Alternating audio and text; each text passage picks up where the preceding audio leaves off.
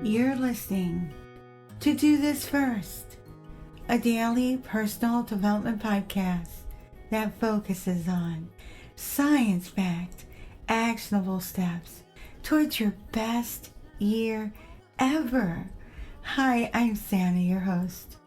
Today we're continuing with our new 10-part series, Lessons from the Greatest Romantic Era Poets. 1798 to 1837 marks the Romantic era. Writers were inspired by the French Revolution. People were populating the newly formed industrial cities for jobs and moving away from rural life and agrarian societies. The Romantic era in poetry was a time of deep change in literature and art. This period was characterized by a rejection of the classical forms and conventions of the Enlightenment era and an emphasis on emotions, individualism, and nature. The Romantics sought to express their innermost thoughts and feelings of the human soul and explore the beauty and the power of the natural world. This era also was marked by a sense of longing for a lost past, also a fascination with the supernatural, and a celebration of the imagination, as we experienced yesterday with William Wordsworth. One of the defining features of Romantic poetry was its focus on individuality and subjectivity. And by the way, subjective experiences are still something science can't quite explain, interesting enough. Samuel Taylor Coleridge, who we briefly mentioned in our first installment, was a leading Romantic era poet, along with Wordsworth. He emphasized the importance of the individual experience and unique perspectives for the time. He rejected the rigid rules and structures of neoclassical poetry, and instead he sought to capture the raw emotions and sensations of human existence. Samuel once famously said, "Poetry, the best words in the best order." We are focusing our lens on Samuel today. Samuel Taylor Coleridge was a prominent English poet and a literary critic, a philosopher, a theologian, and a scholar. He played a crucial role in the Romantic movement in literature during the late 18th century and early 19th centuries. Born in 1772 in Devonshire, England, Coleridge was known for his innovative and imaginative works, which explored themes such as nature, the supernatural, and the power of the human mind. His most famous works include The Rime of the Ancient Mariner and Kubla Khan. Like many poets of the time, it seems Coleridge's early life was marked by tragedy and struggling health, which greatly influenced his writing and outlook on life. He suffered from various ailments, including rheumatism and depression, which often left him in a state of despair and hopelessness. Despite these challenges, Coleridge was a highly intelligent and introspective person who sought meaning through his writing and philosophical musings. Coleridge's literary career began in earnest during his time at Cambridge University, where he befriended fellow poet William Wordsworth, who we spoke about yesterday. And together, as you guys already know, they published a collection of poems called Lyrical Ballads in 1798, which is considered a seminal work in the Romantic movement, and many feel it marks the beginning of the Romantic movement.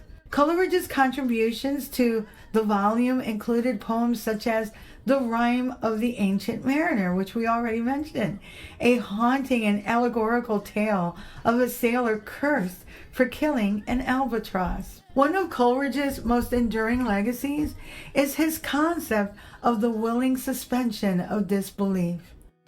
He articulated this in his Biographia Literaria. This theory suggests that readers should temporarily set aside their skepticism and immerse themselves in the world of a literary work in order to fully appreciate its beauty and meaning. And I 100% agree. This idea revolutionized the way literature was perceived and analyzed, making Coleridge a key figure in the development of literary theory. Unfortunately, Coleridge's personal life was often tumultuous and marked by addiction and financial difficulties. He struggled with opium addiction for much of his adult life, which affected his health and creative output. This addiction ultimately took a toll on his personal relationships and his career, leading to periods of isolation. Coleridge's later years were characterized by a decline in health and creative productivity, as he struggled to overcome his personal demons and find renewed inspiration. Despite these challenges, he continued to write and publish works that reflected his enduring passion for literature and philosophy. Samuel Taylor Coleridge was a towering figure in English literature. Despite his personal problems, it's heartbreaking that he was not able to find true lasting love due to his many challenges. However, professionally, his innovative works, poetic beauty, and intellectual depth are timeless, enduring, and inspiring. I'd like to share a couple of Coleridge's quotes and also a couple of lines from some of his poems. Silence does not always mark wisdom. Absolutely. Day after day after day, we stuck nor breathe nor motion, as idle as a painted ship upon a painted ocean. And that's actually from the Rime of the Ancient Mariner. Samuel was a scholar and a literary critic. He had definite opinions about readers. What type of reader are you based on the following quote from Samuel? Readers may be divided into 4 classes. The first, sponges who absorb all they read and return it nearly in the same state, only a little dirtied. The second class, sand glasses who retain nothing and are content to get through a book for the sake of getting through the time. The third class of readers, strain bags. Strain bags, they retain merely the dregs of what they read. Ooh. And the fourth class of readers, mogul diamonds, equally rare and valuable, who profit by what they read and enable others to profit by it also. Coleridge on enthusiasm. Nothing is as contagious as enthusiasm. It is the real allegory of the myth of Orpheus. It moves stones and charms brutes. It is the genius of sincerity, and truth accomplishes no victories without it. Little is taught by contest or dispute. Everything by sympathy and love. That's right. He also had quite a sense of humor. Sir, I admit your general rule that every poet is a fool, but you yourself may serve to show it that every fool is not a poet. No man was ever yet a great poet without at the same time being a profound philosopher. Deep thinking is attainable only by a man of deep feeling, and all the truth is a species of revelation.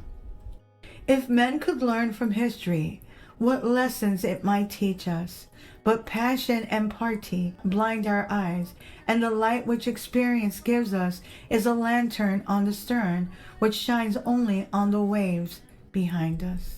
Though many of Coleridge's works hold valuable and deeply moving life lessons on beauty, nature, and the wondrous world, his life provided the most impactful insights, such as the power of perseverance.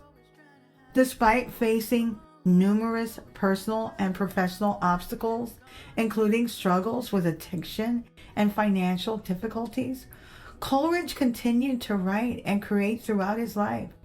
This serves as a reminder that persistence and determination are key to overcoming challenges and achieving one's goals. Another valuable lesson that can be learned from Coleridge is the importance of being open to new ideas and experiences. Coleridge was a voracious reader and thinker, constantly exploring new philosophies, religions, and artistic movements. By being open-minded and curious, he was able to expand his knowledge and creativity. This serves as a reminder that continuously learning and seeking out new perspectives can lead to personal and intellectual growth. Coleridge also teaches us the importance of faith and spirituality. Throughout his life, he grappled with questions of faith and the existence of a higher power. Despite his doubts and uncertainties, Coleridge remained deeply engaged with the spiritual questions that have puzzled humanity for centuries.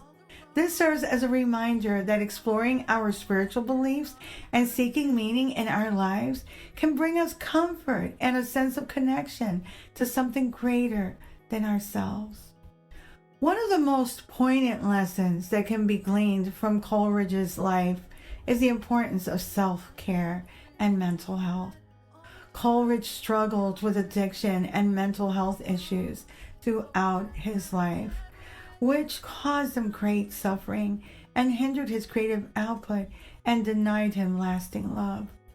By studying Coleridge's struggles, we can gain a deeper understanding of the importance of prioritizing our mental and emotional well-being, seeking help when needed, and practicing self-care to maintain a healthy balance in our lives. I'll leave you with this short poem from Coleridge that perfectly encapsulates the most important love of all. Remember to visit my website on dothisfirst.life to read a full transcript of this podcast episode and all 223 podcast episodes and counting. My YouTube channel is at Do This First, and I'm currently at 6,052 subscribers. Thanks to all who have subscribed. Here's a poem from Coleridge, the rhyme of the ancient mariner. He prayeth best who loveth best, all things both great and small. For the dear God who loveth us, he made and loveth all. Till tomorrow. Moving past the rain.